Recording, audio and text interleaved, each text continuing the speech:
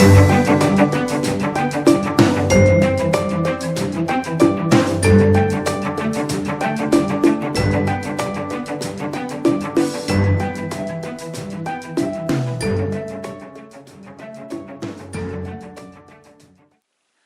à tous, bienvenue dans cette nouvelle vidéo de jegèremavie.be.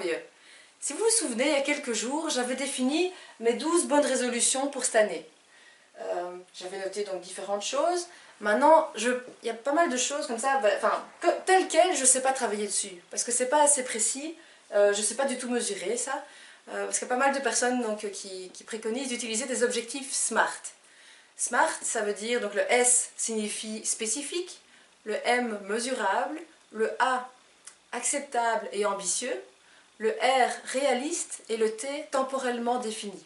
Donc, par exemple, faire du sport, c'est beaucoup trop abstrait, mais dans mon cas j'ai décidé que chaque jour j'allais faire au minimum 10 minutes de trampoline et au minimum 30 minutes de mini-bike. Donc mini-bike c'est un genre de petit vélo que je mets sous mon bureau.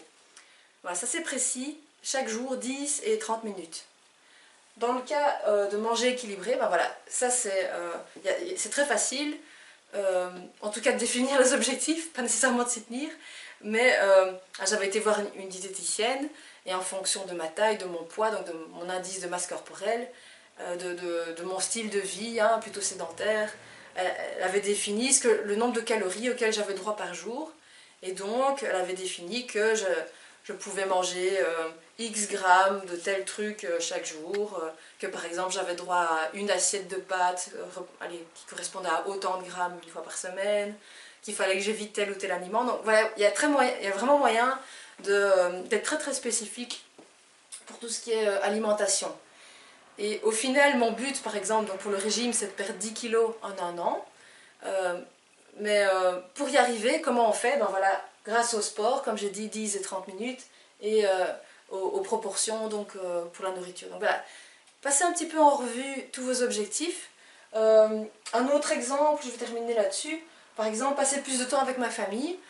Là, j'ai défini que un mercredi après-midi sur deux, j'allais passer du temps avec mon fils. Il y a moyen aussi de dire que je vais passer un week-end en amoureux avec mon mari à telle fréquence, que je vais voir des amis à telle fréquence. Et à ce moment-là, donc de le noter dans mon agenda pour que tout soit bien précis et pour que ce soit plus facile de m'y tenir. Je vous invite à faire de même, donc passez en revue la liste que vous aviez faite il y a quelques jours. Voyez si c'est suffisamment précis, si vous pouvez les transformer en réels objectifs SMART. Évitez donc des choses comme agir qui sont beaucoup trop vagues. Et un petit conseil que je vous donnerais, c'est d'être positif. C'est pour ça que volontairement j'avais noté agir et pas arrêter de procrastiner, parce que sinon c'est une connotation négative. Et là j'en profite aussi, il y a une amie qui m'a fait la remarque, c'est pas encourageant de dire il faut que je fasse ceci, je dois faire ceci, ça donne pas envie. Donc moi-même je dois faire un travail là-dessus, mais c'est vrai que c'est beaucoup mieux de dire j'ai décidé de faire ça, j'ai besoin de faire cela. Ça vient vraiment d'une décision personnelle et pas d'une obligation, et donc c'est plus positif. Donc repassez tout ça en revue pour que ce soit précis et que ce soit positif. Je sais que ça va prendre un petit peu de temps, mais c'est important pour la suite de ce défi. À demain.